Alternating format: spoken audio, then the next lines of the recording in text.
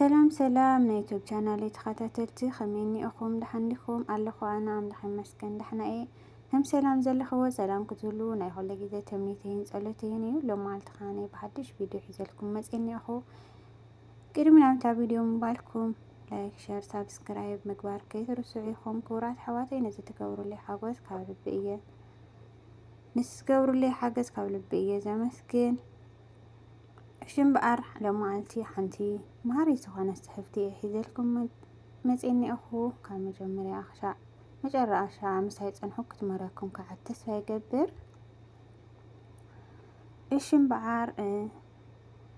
ሓደ ፈረስ ጥራሕ ዝነበሮ ሓረስታይ እዩ ሓደ መዓልቲ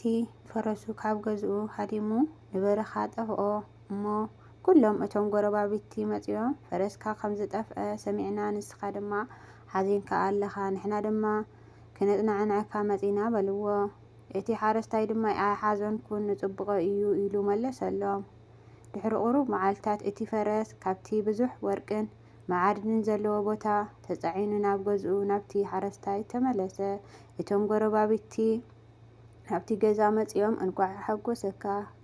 ፈረስካ ብዙሕ ወርቅን ብሩርን ስለ ዘምፅአልካ ሕጉስ ከም ዘለኻ ሰሚዕና በልዎ ንሱ ድማ ብዙሕ ሕጉስ ኣይኮንኩን ንዝበለፀ እዩ በሎም ድሕሪ ቁሩብ ግዜ እቲ ፈረስ እግሩ ናይቲ እንኮ ንእሽተይ ወዱ ነቲ ሰብኣይ እግሩ ሰበሮ እቶም ጎረባቢቲ መሊሶም መፂኦም እቲ ፈረስ ንወድኻ እግሩ ከም ዝሰበሮ ከም ዝሓዘንካ ሰሚዕና ኢና ክነፅናዕነዓካ ድማ መፂና በልዎ ሓረስታይ ኣስዒቡ ድማ ብዙሕ ኣይሓዘንኩን ንዝበለፀ ፅቡቐ እዩ በሎም ድሕሪ ዝተወሰነ መዓልትታት ኣብቲ ሃገር ዓብዪ ኩናት ተለዓለ ኩሎም ጥዑያት መናእሰያት ክዋግኡ ኣዋጅ ወፀ ኩሎም እቶም ደቂ ጎረባቢቲ ናይታ ዓዲ ንመናእሰያት ናብ ውግእ ንክኸዱ ተበገሱ እቲ ወዲ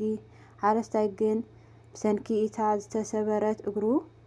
ካብታ ወፍሪ ኩናት ተረፈ ድሕሪ ዝተወሰነ መዓልትታት እቲ ውግእ ተወዲኡ ካብታ ኩናት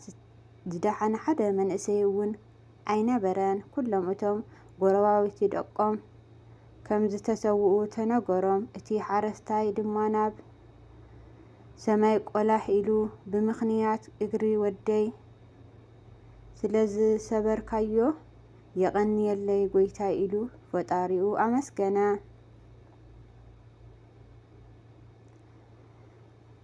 ሽምበኣር እዛ ፅሕፍቲ እዚኣ ትመስል ካብዛ ፅሕፍቲ እዚኣ ክንመሃረላ ንኽእል ኩሉ ነገር ንፅቡቕና እዩ ዋላ ዝኾነ ነገር በቃ ዝኾነ ፈተና ክመፀና ከሎ ውድቀት ክመፀና ከሎ እግዚኣብሔር ኣምላኽ ብቲ ውድቀት ገይሩ ንፅቡቕና ከም ዝገብሮ እግርና ዲና ተሰቢርና ካብ ስራሕ ዲና ወፂና ስራሕ ዲና ስኢና በቃ ዝተፈላለየ ጥዕና ዲና ስኢና ሓሚምና ዲና ዝኾነ ነገር ምኽንያት በቃ ንዓና ፈተና ወይ ከዓ ዝኾነ ክመፀና ከሎ በቃ ንፅቡቕና እዩ ኢልና ክንሓስቦ እኒአና እግዚኣብሔር ኣምላኽ እዛ ነገር እዚኣ ኣምፂኢለይንዮ ንፅቡቐ እዩ በቃ እግዚኣብሔር ኣምላኽ ከምዚኣ ገይሩኒ እንዮ ካብ ስራሕ ወፂአ እኒአኹ ንፅቡቐ እዩ እግረይ ሓሚመ ንፅቡቐ እዩ ሕማም መፂኒ ንፅቡቐ እዩ ፈተና መፂኒ ንፅቡቐ እዩ በቃ እግዚኣብሔር ኣምላኽ ብፈተና ገይሩ ናብ ፅቡቕና እይልቀይሮና በቃ ዝኾነ ነገር ክመፀና እኒሃለ ተመስገን ንብል እኒአና በቃ እግዚኣብሔር ኣምላኽ እዚኣ ኣምፂኢለይ እንዮ ንፅቡቐ እዩ በኣ ገይሩ ናብ ፅቡቐይ ክቕይሮ እዩ ሓቂ እዩ ሃኒ በቃ ሁሉ ነገር ክንሪኦ ከለና በቃ ፈተና ይገጥመና እሞ እቲ ፈተና እሱ ምስ ሓለፈ በቃ ዝፅቡቐ እዩ ኢልና ተሕሊፍናዮ በቃ ዝፀበቐ ነገር ኢና ንረክብ ዝፀበቐ ሃፍቲ ናይ ቀደም ማለት እና በቃ ኩሉ ነገር ተመስገን ኣምላኸይ እግዚኣብሔር ተመስገነለይ ንፅቡቐ እዩ በቃ ዝኾነ ነገር ፈተና ክመፀና ከሎ ውድቀት ክመፀና ከሎ ሕማም ዲና ጥዕና ዲና ስኢና ንእግዚኣብሔር ኣምላኽ ማረር የብልናን እንታይ ደኣ ተመስገን ኣምላኸይ ክንብል እኒአና እና እዛ ፅሕፍቲ ብጣዕሚ እያ መሃሪት ማለት እዩ እዛ እና